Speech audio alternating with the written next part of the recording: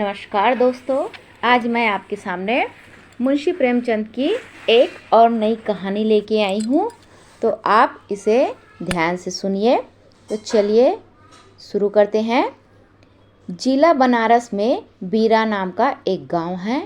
वहाँ भुगनी नाम की एक विधवा और संतानहीन वृद्धा रहती थी। उसके पास एक धुर भी जमीन नहीं थी और न रहने के लिए घर ही था। उसके जीवन का सहारा केवल एक भाड़ था।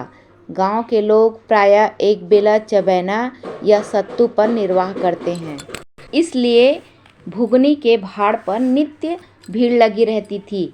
वह जो कुछ भुनाई पाती भून में पीस कर खा लेती और भाड़ ही की झोपड़ी के एक कोने में पड़ी रहती। वह सुबह से उठती और चारों ओर से भाड़ झोंकने के लिए पत्तियां बटोर लाती। भाड़ के पास ही पत्तियों का एक बड़ा ढेर लगा रहता था, लेकिन एकादशी या पूर्णमासी के दिन उसका भाड़ नहीं जलता था। जो चना वो जो भूनती थी उसे कहते हैं भाड़। ठीक है। गांव के जमींदार उदयभान उससे बेगार में दाने ही न भुनवाते थे। उसे उसके घर का पानी भी भरना पड़ता था और कभी कभी इस हेतु से भी भाड़ बंद रहता था। वह पंडित जी के ही गांव में रहती थी, इसलिए उन्हें उससे सभी प्रकार की बेगार लेने का अधिकार था। उसे अन्याय नहीं कहा जा सकता। अन्याय केवल इतना था कि बेगार सुखी लेते थे। उसकी धारणा यह थी कि जब खाने ही को दिया गया तो बेगार कैसी। किसान को अधिकार है कि बैलों को दिन भर जोतने के बाद शाम को खूंटे से भूसा बांध दे। यदि ऐसा नहीं करता तो यह उसकी दयालुता नहीं है, केवल अपनी हित चिंता है। जमींदार को उसकी चिंता नहीं थी। एक दिन भूखी रहने से मर नहीं सकती थी और यदि दयोग से मर भी जाती तो उसकी जगह कोई दूसरी गोड़ बड़ी आसानी से बसाया जा सकता था। जमींदार साहब की यही कम कृपा थी कि वह भुगनी को अपने गांव में बसाए हुए थे। चैत का महीना था और संक्रांति का पर्व। आज के दिन नए अन्न का सत्तू खाया और दान दिया जाता है। घरों में आग नहीं जलती। भुगनी का भाड़ आज बड़े जोरों पर था। उसके सामने एक मेला सा लगा हुआ था। सांस लेने की भी फुर्सत नहीं थी। ग्राहकों की जल्दबाजी पर कभी कभी झुंझला पड़ती थी कि उतने में जमींदार साहब के यहाँ से आए दो बड़े बड़े टोकरे देखकर सहम उठी। अभी दोपहर था, लेकिन सूर्यास्त के पहले इतना अनाज भूनना असंभव था। घड़ी दो घड़ी मिल जाते तो एक अठवारे के खाने भर को अनाज हाथ आता। देव से इतना भी न देखा गया। इन यमदूतों को भेज दिया। अब पहर रात तक सेत में भाड़ में जलाना पड़ेगा। एक नैराश्य भाव से दोनों टोकरे ले लिए। जमींदार के एक चपरासी ने उसे डांट कर कहा, इन्हें जल्दी से भून कर दे, नहीं तो तुम्हारी खैर नहीं। भुगनी घबराती हुई बोली, ठीक है, तुम यहीं बैठो, मैं अभी भून देती हूँ। चपरासी बोलता है, मुझे बैठने का टाइम नहीं है, लेकिन तीसरे पहर तक दाना भून जाना चाहिए। चपरासी तो यह ताकीद करके चलते बने और भुगनी अनाज भूनने लगी, लेकिन मन भर अनाज भूनना कोई हंसी की बात तो नहीं थी। उस पर बीच बीच पर भुनाई बंद करके भाड़ को भी झोंकना पड़ता था। फिर तीसरा पहर बीत गया, आधा काम भी न हुआ। उसे भय हुआ कि जमींदार के आदमी आते होंगे, आते ही गालियां देंगे, मारेंगे। उसने और तेजी से हाथ चलाना शुरू कर दिया। रास्ते की ओर ताकती और बालू नान के छोड़ती जाती थी, यहाँ तक कि बालू ठंडी हो गई, सेवड़े निकलने लगे। उसकी समझ में नहीं आ रहा था कि क्या करे। न भूनते बनता था न छोड़ते बनता था। सोचने लगी, कैसी विपत्ति है।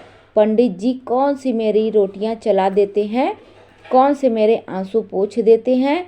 अपना खून जलाती हूँ तब कहीं दाना मिलता है, लेकिन जब देखो खोपड़ी पर सवार रहते हैं, इसलिए न कि उनकी 4 अंगुल धरती में मेरा निस्तार हो रहा है।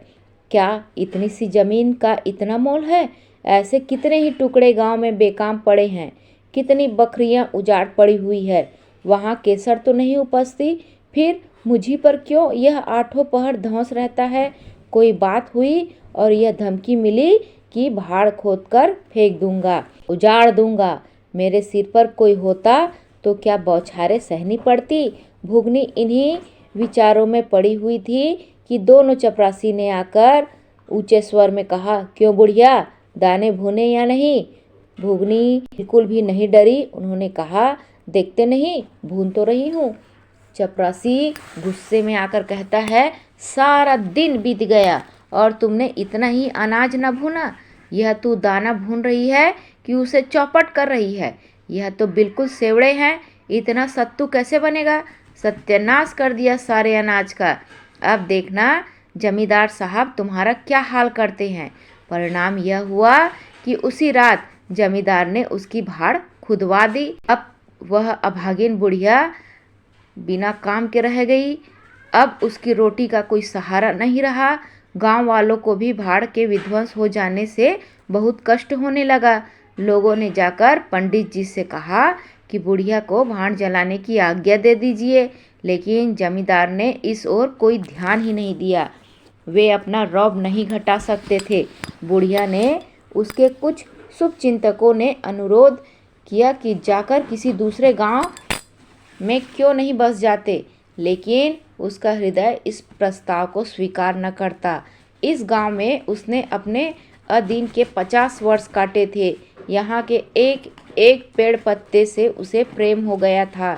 जीवन के सुख दुख इसी गांव में भोगे थे।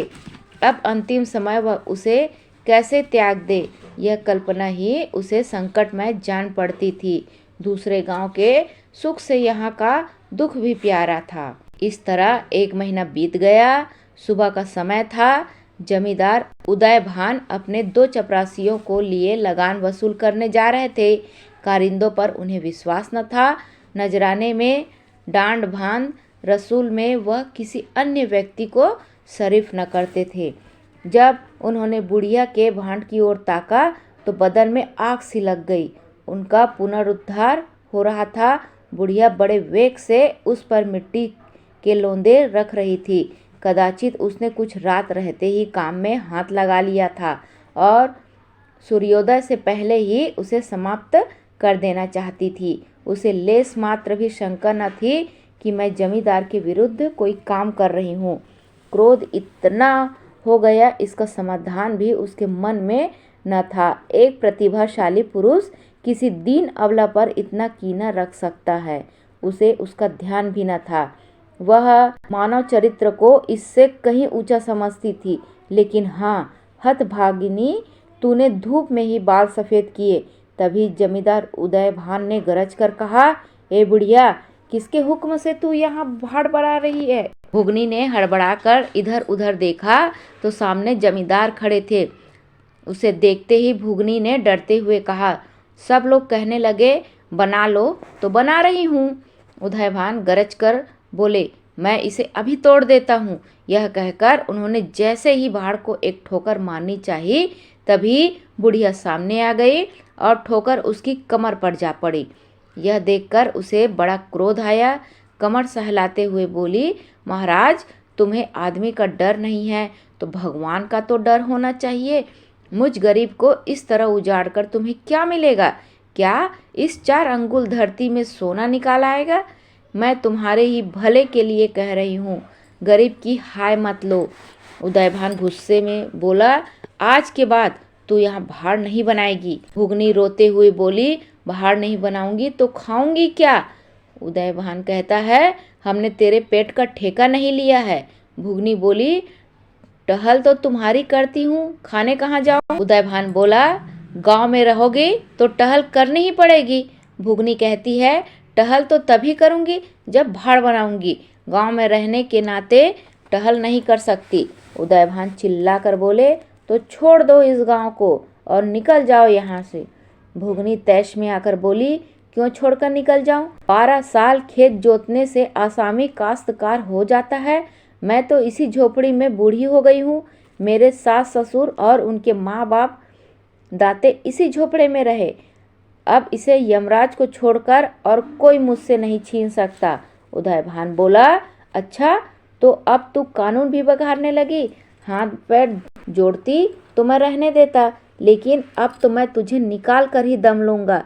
फिर उन्होंने चपरासियों को हुक्म दिया, जाओ इसने भाड़ झोंकने के लिए पत्तियों का जो ढेर लगा रखा है उसमें आग लगा दो।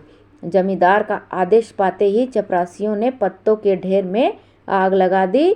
देखते ही देखते ज्वाला शिखर आकाश से बातें करने लगी। सारे गांव के लोग उस अग्नि पर्वत के चारों ओर जमा हो गए। भुगनी अपने भाड़ के पास उदासीन भाव से खड़ी यह लंका दहन देखती रहे। अचानक वह बड़ी फुर्ती से आकर उसी अग्नि कुंड में कूद पड़ी। लोग चारों तरफ से दौड़े, लेकिन किसी की हिम्मत न पड़ी कि आग के मुंह में जाए। कुछ देर में उसका सूखा हुआ शरीर अग्नि में समाविष्ट हो गया। उसी समय पवन देव भी बड़ी तेजी गति से चलने लगे। लपटे पूर्व दिशा की ओर दौड़ने लगी। भाड़ के समीप ही किसानों की कई झोपड़ियां थी, वह सब उन्मत्त ज्वालाओं का ग्रास बन गई। इस तरफ प्रोत्साहित होकर लपटे और आगे बढ़ी। सामने जमींदार उदयभान की बखार थी, उस पर झपटी। अब गांव में हलचल मच गई। आग बुझाने की तैयारियां होने लगी, लेकिन पानी के छींटों ने आग पर तेल का काम किया। ज्वालाएं और भड़की और जमींदार उदयभान के विशाल भवन को दबोच बैठी। देखते ही देखते वह भवन उस नौका की भांति जो उन्मत्त तरंगों के बीच झकोरे खा रही थी, अग्नि सागर में विलीन हो गया। और वह क्रंदन ध्वनि जो उसके भस्मावशेष में प्रस्फुटित होने लगी, भगुनी के इस शोकमय विलाप से भी अधिक करुणाकारी थी।